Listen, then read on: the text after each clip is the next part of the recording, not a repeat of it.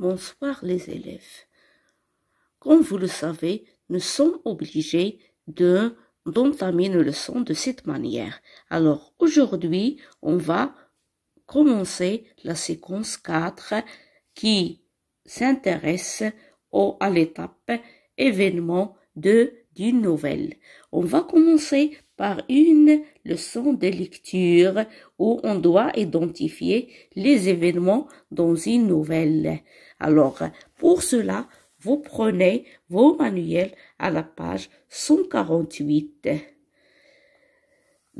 Sur cette page, nous avons un document qui se compose de plusieurs parties. Nous avons un chapeau qui est écrit en italique en haut du texte.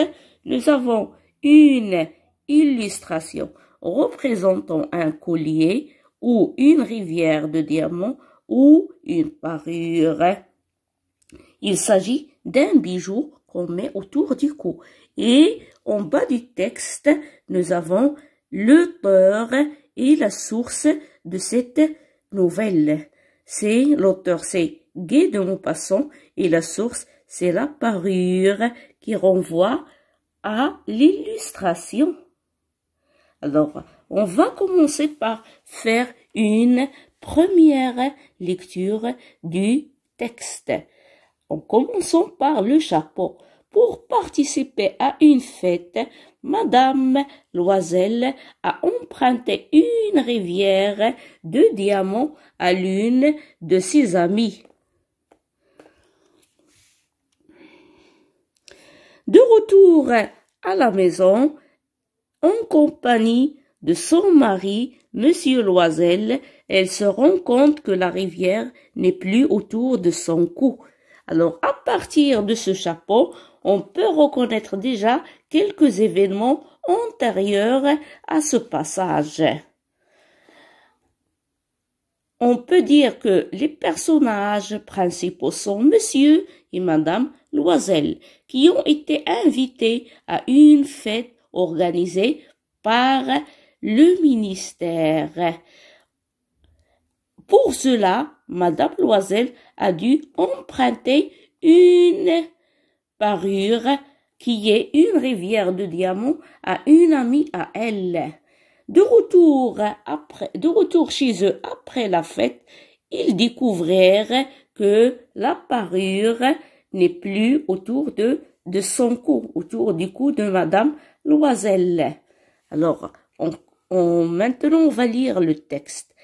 Elle poussa un cri. Il n'avait plus sa rivière autour du cou. Son mari, à moitié dévêtu déjà, demanda « Qu'est-ce que tu as ?» Elle se tourna vers lui, affolée. « Je n'ai plus la rivière de Madame Forestier. » Maintenant, on connaît le nom de l'amie de Madame Loisel. Il s'agit de Madame Forestier. À partir de ces deux répliques, on peut dire que Madame Loisel est sous le choc de la perte de la parure. Regardez, il ne peut même plus prononcer une seule phrase. Il a dit « je n'ai plus la rivière de Madame Forestier ». Et Monsieur Forestier va avoir le même sentiment. Il est lui aussi sous le choc. Il se dressa éperdu. Quoi? Comment? Ce n'est pas possible. Et ils cherchèrent dans les plis de la robe, dans les plis du manteau, dans les poches, partout. Ils ne la trouvèrent point. Déjà, ils commencèrent à chercher des solutions, à essayer de retrouver la parure. Ils demandaient « Tu es sûr que tu l'avais encore en quittant le bal ?»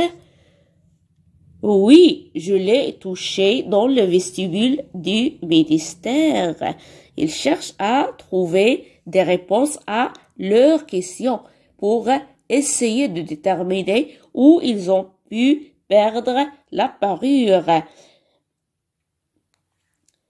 Mais si tu l'avais perdue dans la rue, nous l'aurons entendu tomber. Elle doit être dans le fiacre. Ça veut dire la voiture qui les a ramenés à chez eux après la fête. Oui, c'est possible. C'est probable. Oui, c'est probable. As-tu pris le numéro? Non. Et toi, tu ne l'as pas regardé? Non. Regardez. Elle essaie toujours de trouver des solutions à ce problème sans en avoir la certitude. Il se contemplait atterré. Regardez, atterri, cet adjectif indique leurs sentiments. Ils sont toujours sous le choc. Enfin, Loisel se rhabilla.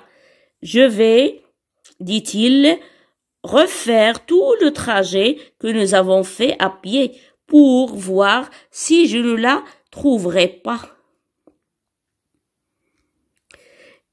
Et il sortit. Elle demeura en toilette 2 soirées sans force pour se coucher, abattue sur une chaise, sans feu, sans pensée.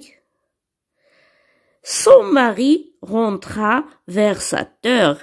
Il n'avait rien trouvé. Il se rendit à la préfecture de police, aux journaux, pour faire promettre une récompense aux compagnies de petites voitures. Partout, enfin, où un soupçon d'espoir le poussait. Elle attendit tout le jour dans le même état d'effarement devant cet affreux désastre. Loisel revint le soir avec la figure creusée, pâlie, il n'avait rien découvert. Il faut, dit-il, écrire à ton ami que tu as brisé la fermeture de sa rivière et que tu l'as fait réparer. Cela nous donnera le temps de nous retourner. Ils essayent toujours de trouver d'autres solutions, même en essayant de mentir à leur ami, à la propriétaire de la parure. Elle écrivait sous sa dictée. Au bout d'une semaine, ils avaient perdu toute espérance. Et Loisel, vieilli de 5 ans, déclara « Il faut aviser de remplacer ce bijou ».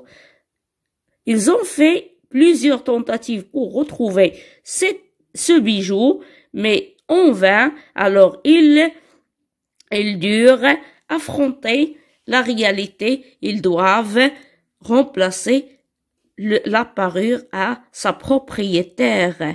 Ils prirent le lendemain la boîte qu'il avait renfermée et se rendirent chez le joaillier dont le nom se trouvait dedans. Il consulta ses livres. Ce n'est pas moi, madame, qui ai vendu cette rivière. J'ai dû seulement fournir l'écrin. Fin du passage. Alors, regardez dans ce passage, vous remarquez que nous avons plusieurs événements qui se sont déroulés les uns après les autres. L'ensemble de ces événements proviennent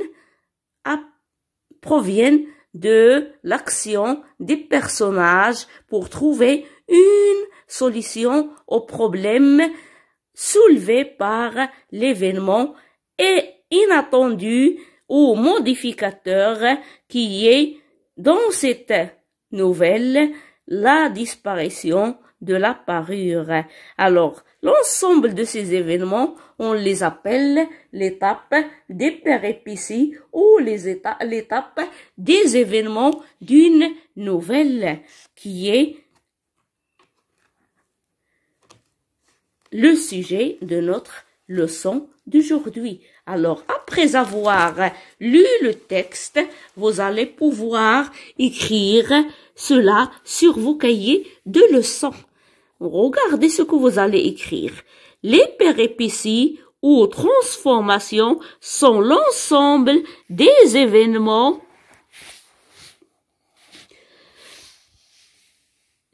provoqués par l'événement modificateur et qui entraînent les actions, le quoi et le comment entreprises par le héros ou les personnages principaux pour atteindre son but, trouver une solution. De plus, on retrouve dans les péripéties les résultats de ces différentes tentatives du héros pour trouver une solution.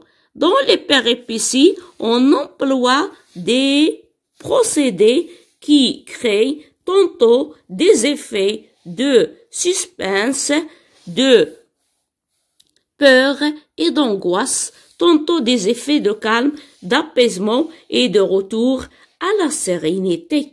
Et bon courage, mes élèves, et à bientôt dans une autre leçon.